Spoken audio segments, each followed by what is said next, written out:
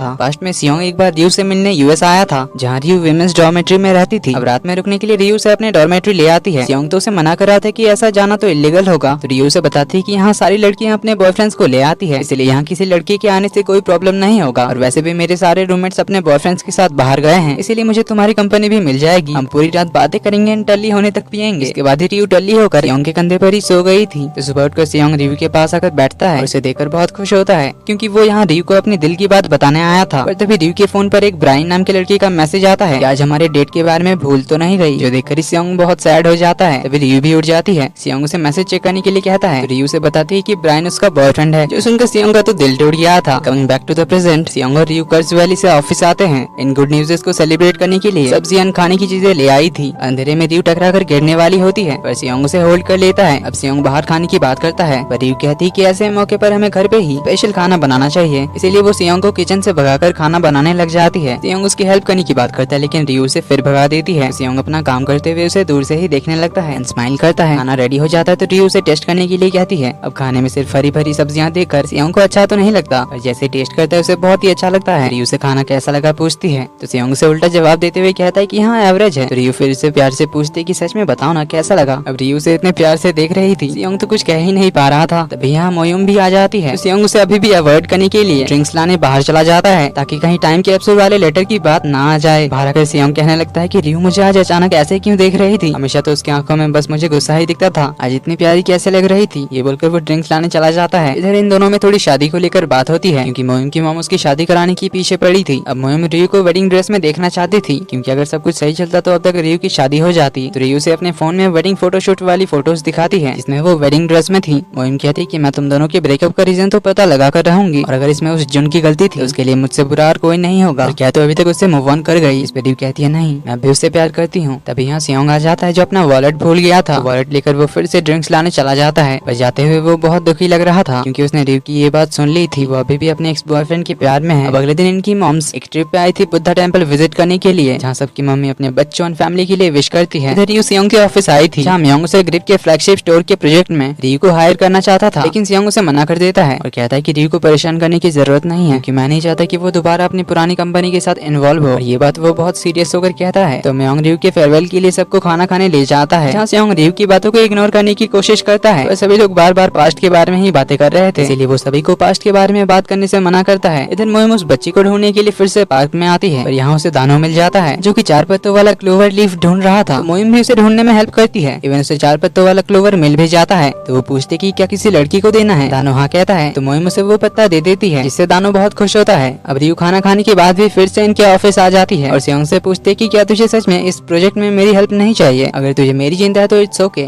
मैं तुम्हारी हेल्प करने के लिए टाइम निकाल लूंगी। पर सियोंग मना करते हुए कहता है, क्या तुझे अपने ड्रीम को नहीं ढूंढना, बेकार में तू अपना टाइम क्यों वेस्ट कर रही है, तू जाकर अपना काम कर, मैं अपना काम कर लूंगा। रियू कहती है अभी ज्यादा उड़ मत, मैं बस तेरी हेल्प करना चाहती थी। रही बात ड्रीम की, तो मैं तो उसके बारे में पूरा दिन सोच ही रही हूँ। सियोंग कहता है कि सोचना बंद कर और उस पर काम करना शुरू कर। ये बोलकर उठकर जाने लगता है। तो रियू कहती है तेरी प्रॉब्लम क्या है, मुझ पे किसी बात पे गुस्सा है क्या, कल से देख रही हूँ तू मुझे अवॉइड कर रहा है और बिना मतलब का गुस्सा कर रहा है। सियोंग कुछ कहता है उससे पहले एक लड़की आकर उसे बैक हग कर लेती है, जिससे रियू के साथ सियोंग भी हैरान होता है। और फिर पता चलता है कि इस लड़की का नाम है तेही, जो कि सियोंग की एक्स गर्लफ्रेंड थी, और उसने किसी और के लिए सियोंग को डंप कर दिया था। इसलिए मियोंग उस पे गुस्सा करता है, यहाँ आने के लिए उसे सुनाने लगता है। तेही बताती है कि वो यहाँ एक क्लाइंट बनकर आई है। असल में तेही एक ओंगी आर्टिस्ट है, जो कि बहुत ही ज्यादा महंगे बाउल्स, पॉट्स और किचन के बर्तन बनाती है। तो वो एक बहुत ही बड़े कंपनी के प्रोजेक्ट में काम कर रही है ओंगी पॉट्स को बनाने के लिए, जिनकी डिजाइन बनाने में उसे सियोंग की हेल्प चाहिए। अब मियोंग तो सीधे तरीके से मना कर देता है, लेकिन तेही जैसे ही बताती कि वो उन्हें मिलियंस में पे करने के लिए तैयार है। इवन मियोंग को वो एक स्पेशल बाउल गिफ्ट करने की कहती है, इसका प्राइस 1 मिलियन वॉन से ज्यादा था। ये सुनते ही मियोंग तो तुरंत हाँ कह देता है। इधर लीना रियू से तेही के बारे में पूछती है। रियू से बताती कि तेही सियोंग की एक्स गर्लफ्रेंड है, जिनका रिलेशनशिप बहुत ही पैशनेट था। हमें छोटा सा फ्लैशबैक दिखाया जाता है, जब रियू एक बार यूएस से छुट्टी में घर आई थी, तब उसने उनके घर के बाहर कार में सियोंग और तेही को किस करते हुए देखा था। कमिंग बैक टू प्रेजेंट, तेही और सियोंग यहाँ आते हैं। तेही रियू से पूछती कि क्या तुम्हें सच में हम दोनों का रिलेशनशिप इतना पैशनेट लगा था। रियू से सॉरी कहती है इसके बारे में गॉसिप करने के लिए। तेही कहती तो तुम ही रियू हो, इसके बारे में सियोंग मुझे हमेशा बताया करता था, इसलिए क्या तुम सियोंग को मना सकते हो मेरे साथ काम करने के लिए, तुम इसके बचपन की दोस्त हो, तुम्हारे कहने पर ये मना नहीं करेगा। पर सियोंग तब भी मना कर रहा था। तेही उसे वीकेंड पे अपने स्टूडियो बुलाती है उसका काम देखने के लिए। इसके लिए मियोंग तो हाँ कह देता है, बताता है कि वो सभी आएंगे, लेकिन रियू काम का बहाना करके मना कर देती है, क्योंकि वो इन दोनों के बीच कबाब में हड्डी नहीं बनना चाहती थी। सियोंग घर की ओर आ रहा था, तभी उसे तेही का मैसेज आता है कि तुमसे दोबारा मिलकर बहुत ही अच्छा लगा। तभी वो एक बार के बाहर रियू के डैड को देखता है, दोनों साथ में ड्रिंक करने बैठ जाते हैं। अगले दिन रियो अपने भाई डोंगजिन को उठाने आती है क्योंकि 10 बजने आए थे लेकिन वो उठा नहीं था, इसलिए वो गुस्से में उसके बेड पे चढ़कर उसे पीटने लग जाती है, जिससे वो उठकर रियो को ही बेड पे गिरा देता है। लेकिन हम देखते हैं कि ये तो सियोंग था, तो उसे ऐसे शर्टलेस देखकर रियो भी शॉक्ड होती है। पर तभी इन दोनों को साथ में डोंगजिन देख लेता है, तो वो चिल्लाकर अपने डैड को बताने जाते हैं कि डैड देखो ये दोनों क्या कर रहे हैं। तो सियोंग उसे हड़बड़ी में समझाने जा ही रहा था कि कबर्ड से टकराकर उसके पैर में बहुत ही जोर की लगती है। हॉस्पिटल ले जाते हैं तो सियोंग के डैड बताते हैं पैर टूटा नहीं है लेकिन अभी चलने में परेशानी होगी 7 दिन तक, इसीलिए उसे आराम करना होगा। अब सियोंग को बहुत दर्द हो रहा था, इसलिए रियो उसे चिढ़ाने लग जाती है, जिससे फिर से दोनों की बहस शुरू हो जाती है। तो सियोंग के डैड उन दोनों को छोड़कर अगले पेशेंट को देखने चले जाते हैं। कुछ देर बाद सियोंग को डिस्चार्ज मिलता है, तो डैड उससे पूछते हैं कि ये सब कैसे हुआ। इससे हमें पता चलता है कि कल रात रियो के डैड के साथ ड्रिंक करने के बाद दोनों फुल टल्ली हो गए थे, क्योंकि रियो की मॉम तो ट्रिप पे गई थी, और क्योंकि रियो की मॉम ट्रिप पे गई थी इसलिए रियो के डैड ने उसे घर पे इन्वाइट किया, घर पे और ज्यादा ड्रिंक किया, जिस वजह से डोंगजिन ने उसे अपने रूम में सुला दिया और वो खुद गेस्ट रूम में सोने गया था। अब इस साल में सियोंग कार चला नहीं सकता था और आज ही और उसकी टीम को जाना था तेही के स्टूडियो, तो रियो उसे छोड़ने के लिए जाती है। इधर दानो और मोएम फिर से कन्वीनियंस स्टोर के बाहर मिलते हैं, लेकिन आज दानो ने उसके लिए उसकी फेवरेट कोक और चॉकलेट ले आया था एज ए थैंक यू। कल उसके लिए वो क्लोवर ढूंढने के लिए मोएम पूछते कि क्या वो क्लोवर उस लड़की को पसंद आया। दानो कहता नहीं, मैंने उसे बताया कि मैंने बहुत ज्यादा मेहनत करके इसे ढूंढने की कोशिश की लेकिन नहीं मिला, और फिर एक लड़की ने मुझे ढूंढ कर दिया। मोएम कहती ये बताने की क्या जरूरत थी कि मैंने ढूंढ दिया। ये सुनकर वो लड़की नाराज तो होगी ही। दानो कहता है कि मैं झूठ नहीं बोलता, ये बोलकर चला जाता है। मोएम कहती कितना बुद्धू है ये। इधर रियो की ड्राइविंग देखकर सियोंग को तो डर ही लग रहा था, पर रियो से बिंदास रहने के लिए कहती है। तो कुछ घंटे की ड्राइविंग के बाद वो लोग पहुंच जाते हैं स्टूडियो। तेही उन्हें रिसीव करने आती है।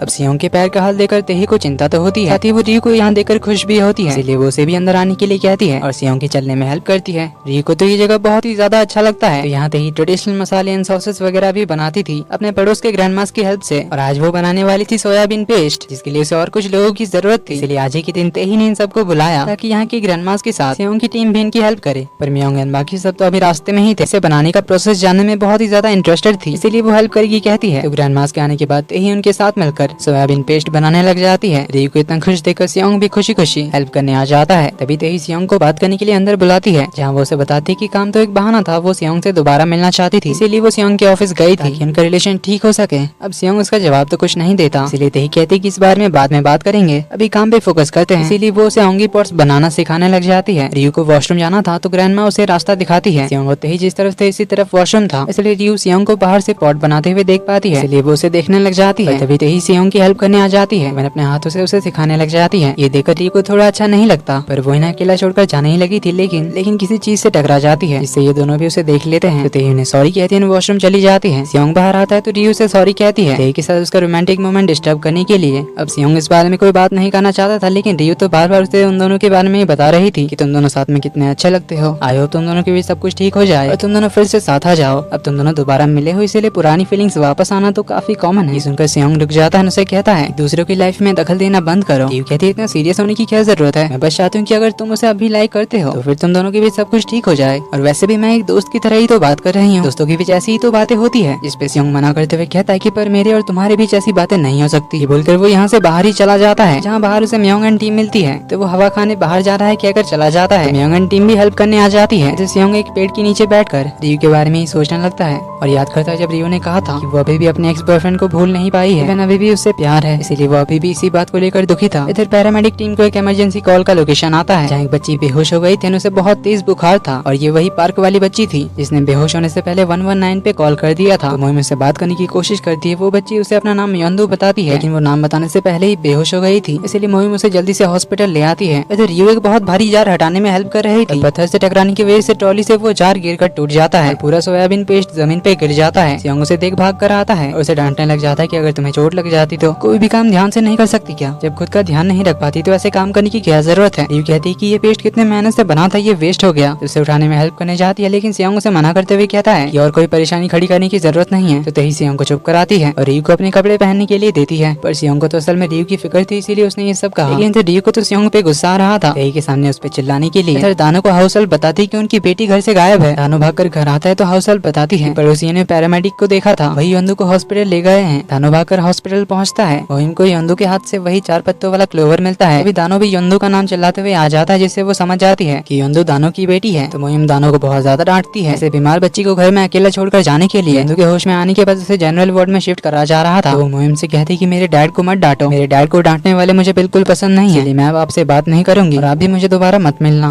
उसे यहाँ से ले जाया जाता है। इधर ये ड्रेस चेंज करके आ जाती है, तेही से सॉरी कहती है इतनी मेहनत से बनाया हुआ पेस्ट वेस्ट करने के लिए। अभी बारिश होने को आई थी, इसलिए रियो उन सबके लिए स्पेशल खाना बनाएगी कहती है। तो रियो खाना बना लेती है जो सभी को बहुत ही अच्छा लगता है। पर अभी तक सियोंग नहीं आया था। रियो के पूछने पर मियोंग बताता है कि वो हवा खाने गया था, पता नहीं कहाँ घूम रहा है, फोन भी स्विच ऑफ किया हुआ है। कोई नहीं, भूख लगेगी तो आ जाएगा। तो खाना खाने के बाद रियो बर्तन धो रही थी। हेल्प करने आती है पर रियो उसे थैंक यू कहते हैं, बताते हैं कि मैं रॉक पेपर सीजर में हार गई, इसलिए बर्तन धोना तो मेरा ही काम है, और वैसे भी आज मैंने तुम्हारा बहुत नुकसान कर दिया, इसलिए मुझे उसका भुगतान करना चाहिए। यही कहती मेरे एक ओंगी पॉट का मिलियंस में प्राइस है। तो रियो कहती है कि मुझे अपना अकाउंट नंबर दे दीजिएगा, मैं आपको पैसे दे दूंगी। पर तेही कहती है कोई नहीं, तुमने आज हमें इतना अच्छा खाना खिलाया, मुझे इसकी रेसिपी चाहिए, जिसके बदले सब कुछ क्लियर हो जाएगा। तो रियो उसे जरूर सिखाएगी कहती है। तो दानो योंदो से सॉरी कहता है उसे अकेला छोड़ जाने के लिए। योंदो कहती है इसकी जरूरत नहीं है, डैड ने तो मुझे पहले ही सिखाया था ना कि बुरे लोग मिले तो 112 पे कॉल करना और बीमार हो तो 119 पे, इसलिए डोंट वरी मैं ठीक हूँ एंड आई एम सॉरी मैंने आपका लाया हुआ क्लोवर पसंद नहीं किया। तो ही रियो को अपने सारे ओंगी पॉट्स दिखाती है, उन सब के बारे में बताती है कि उसने किस तरह ये काम शुरू किया और उसे ये पॉट्स बनाना इतना ज्यादा पसंद क्यों है, क्योंकि यही उसका ड्रीम था, इसीलिए इन्हें बनाने में उसे बहुत खुशी मिलती है। रियो का खाना उसे इतना अच्छा लगा था कि वो तारीफ करते नहीं थक रही थी, जिससे रियो को भी कुछ रियलाइज होता है। कुछ टाइम बाद तेही सियोंग से बात करने आती है, जहाँ उसे कहती कि क्या तुम्हें याद है जब रियो ने कहा था कि हम दोनों बहुत ज्यादा पैशनेटली प्यार में थे, असल में तो पैशनेट सिर्फ मैं थी, तुमने तो कभी भी मुझसे पैशनेटली प्यार ही नहीं किया था, सिर्फ मैंने प्यार किया था, इसीलिए मैंने तुम्हें छोड़ा था। सियोंग बहाने दे रहा था पर तेही को सच्चाई पता थी। उसे बताती कि वो जार असल में पहले से ही टूटा हुआ था, पर तुमने रियो पे बहुत ज्यादा चिल्ला दिया, उसे एम्बैरेस किया। मैंने जानबूझकर इस बारे में नहीं कहा क्योंकि मैं रियो से जेलस थी, जो सुन सियोंग सरप्राइज्ड होता है। इधर रियो को नींद नहीं आ रही थी, इसीलिए वो बाहर आती है। तभी वो अपने कपड़ों को धुलकर टंगा हुआ देखती है, इससे वो समझ जाती कि ये सियोंग नहीं किया है। फ्लैशबैक में हम देखते हैं कि जब वो कपड़े चेंज करके बाहर गई थी, तब सियोंग ने उसके कपड़ों को धो दिया था। तो रियो चलते चलते वही ओंगी पॉट्स के पास पहुंचती है, जहाँ वो हर पॉट्स को ओपन करके देख रही थी। तभी यहाँ सियोंग भी आ जाता है। बाहर आने का रीजन पूछने पर सियोंग भी कहता है कि उसे भी नींद नहीं आ रही थी। रियो से अंदर जाकर खाना खा लेने के लिए कहती है, क्योंकि उसने सियोंग के लिए भी बचा कर रखा था। सियोंग कहता है हाँ बाद में खा लूंगा। देन रियो पूछती है कि वैसे मेरे कपड़ों में से वो दाग कैसे हटाए। सियोंग कहता है राइस एंड विनेगर यूज किया था। इस पर रियो हंसते हुए कहते हैं कि तू इतना अच्छा भी हो सकता है क्या। तो सियोंग पूछता है कि तू ये सब कर क्या रही है।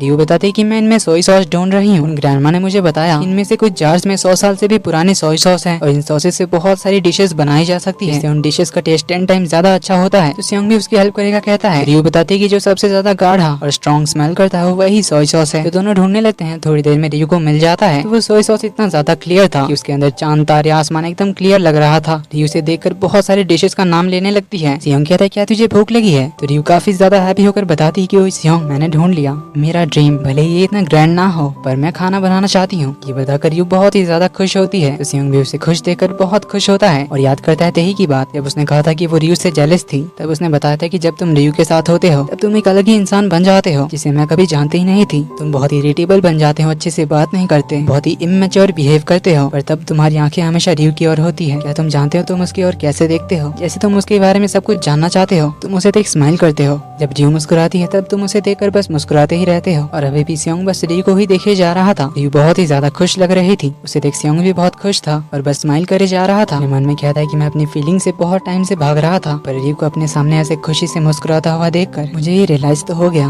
कि मैं रियो को पसंद करने से अपने आप को नहीं रोक सकता। इसी के साथ एपिसोड 5 का यहीं पर होता है। वीडियो पसंद आए तो वीडियो को लाइक कर देना, चैनल पर पहली बार आए तो do subscribe and hit the bell icon. मिलते हैं अगले एपिसोड में, तब तक के लिए take care and bye bye.